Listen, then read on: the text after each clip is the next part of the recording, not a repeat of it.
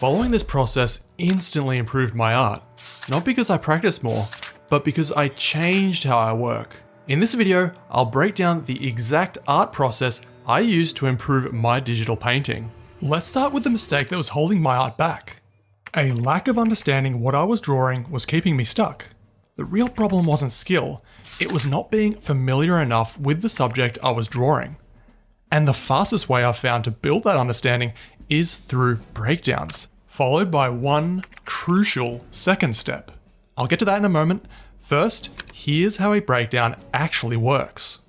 You take an image you want to draw, lower the opacity, and draw over the top, breaking it down into simple, easy to remember shapes. But this isn't about mindlessly tracing details. That completely misses the point of this exercise. The goal is to learn how complex forms are simplified, so you can understand proportions and features much faster. I personally like using stylized character models for this.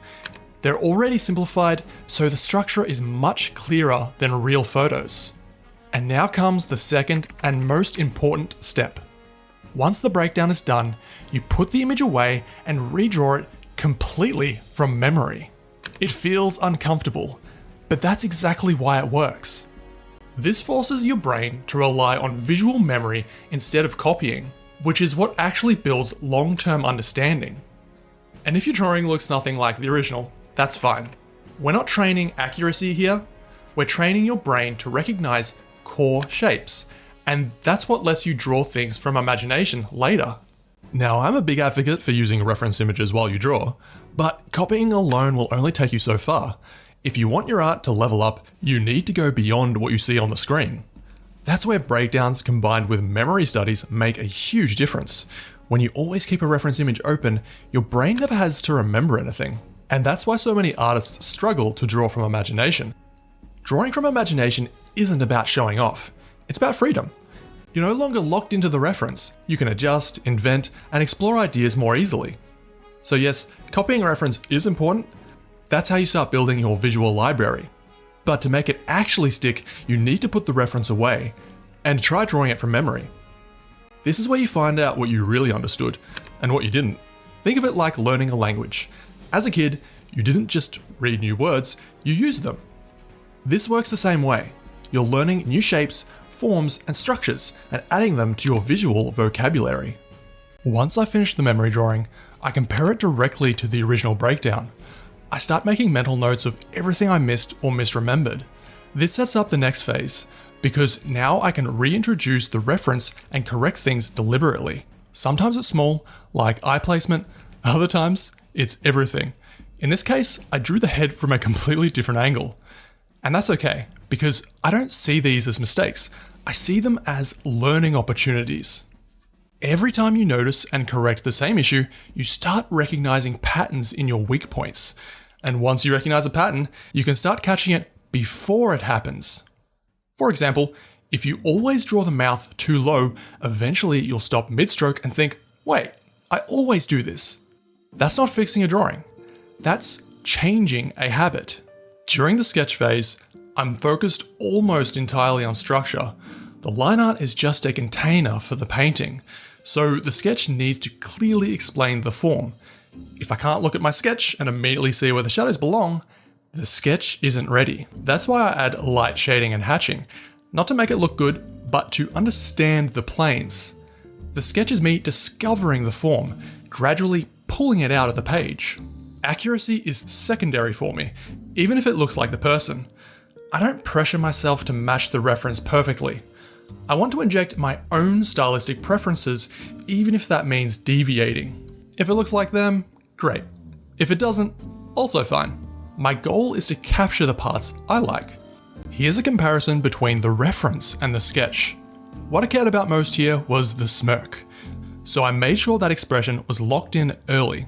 For me, the sketch is the most important part of the entire process. If I reach the end of the sketch and it's not working, I don't move forward. A strong sketch makes everything after, coloring, shading, rendering, dramatically easier. Once I'm happy with the sketch, I move on to a second, cleaner line art. This is personal preference. You could skip straight to color, but for the look I'm going for, this helps a lot. My mindset here is simple. I'm building on the sketch, not tracing it. I'm cleaning things up, but also making small adjustments to better match the reference. I switched from a pencil brush to a slightly textured one, but honestly, a hard round brush works too. You don't need the exact same brush to get similar results. By the end of the painting, the line art barely shows anyway. The one thing I do recommend is experimenting with brush flow. I keep mine around 10 to 20%, which lets me slowly build softer lines. If I need darker lines, I just duplicate the layer. And don't be afraid to use the eraser to sculpt your lines. I use a soft airbrush for this. The main reason for a second line art is clarity. I want zero distractions when it's time to color. It also gives me another chance to refine the image. I'm still making micro changes here. I zoom in closer, compare against the reference, and tighten things up without being locked to the sketch. Moving on to colors, I start by filling the drawing in as a solid silhouette. I select the outside using the magic wand, invert the selection, and fill the line art. The selection isn't perfect, so I quickly clean the edges with an eraser. Then I soften the edges with a very subtle blur, just enough so the silhouette doesn't feel cut out. When it comes to picking colors, I keep it simple. I mostly work by adjusting hue, saturation, and lightness. Almost every art program has an equivalent, so this isn't software specific. Watch how I can go from green to a believable skin tone just by tweaking these 3 sliders. I am constantly flicking between the reference and my canvas, aiming for something close, not perfect. I almost always start with mid-tone colors. They sit in the middle of a light and dark, and the middle of saturation. This gives me room to push the image later. I save the brightest highlights, darkest shadows, and most saturated colors for the end. You can use the color picker, but I don't recommend relying on it completely. If you do use it, pay attention to what you're picking. Over time, this trains your eye to recognize color relationships. And the more confident you are with color, the more freedom you have when you paint. Here's an alternate version where I used the color picker for the base. And interestingly, I actually prefer the colors I chose earlier by eye. That's why I try not to skip the color thinking step. At this stage, I keep the shading soft and subtle. I'm introducing small variations in hue, saturation, and lightness, almost like I'm building a 3D model from the ground up. Soft shadows and gentle lighting come first. I'm using a soft splatter type brush and slowly layering colors. I also start shifting color temperature, warmer tones in areas like the cheeks, nose, and ears, and cooler, purplish tones around the eyes. Even though the shading looks simple, it's laying the groundwork for everything that comes next. The name of the game here is subtlety, at least in the beginning. Gradually, the shadows get bolder. At this point, the line art needs to blend in. I set the line art to multiply, lock the layer, and color over the lines.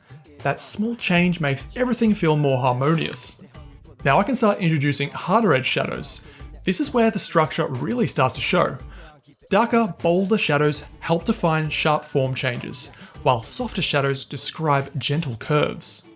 Balancing hard and soft edges is what gives the painting depth. Depending on your style, you can lean more into one or the other. But understanding both gives you more freedom. Pro tip, don't limit yourself to just the one reference. I'll often put the main photo away and look at other images for inspiration. A new reference with a similar angle can instantly unlock ideas. If I follow the photo exactly, the result would feel boring. I keep everything on separate layers for control. Yes, it can get messy, but anytime I introduce new lighting or shadows, I create a new layer just in case. Being able to toggle layers on and off helps me judge progress. For the hair, I start messy. Big blobby strokes to establish structure. Then I refine the shapes using the eraser. I like painting this way, introducing shapes first, controlling edges second. Highlights follow the same idea. Rough shapes first, then erase to control the edges. Up until now, everything's been getting darker, so adding light, especially eye highlights, instantly brings the painting to life. One of the easiest ways to make art stand out is colourful lighting. I usually use a warm light on one side and a cooler light on the other. These colours complement each other, which is why you see this everywhere in movie posters. I'll use a screen or lighten colour mode for this. Rim lighting around the silhouette also helps separate the figure from the background. At this point, the image is nearly done. I create new layers above everything and start refining, cleaning weak areas and making sure everything feels equally finished. The hair felt bland, so I reworked it. Adding loose strands made a big difference. For polish, I zoom in and use a smaller brush, tightening edges, adding subtle hatching, and breaking up anything that looks too clean. Rough textures help things feel more organic. Here's what that paint over does on its own. The final step is global polish. I merge everything into one layer on top, apply a slight blur, then drop the opacity to around 10%. This softens overly sharp details. Next, I add a noise layer set to overlay at about 20%. And finally, small tweaks to levels or contrast. The changes are subtle, but together, they make the image feel complete. So that's the exact process I've been using to improve my art, step by step. If this helped, like the video, subscribe for more breakdowns like this, and try this process in your next piece.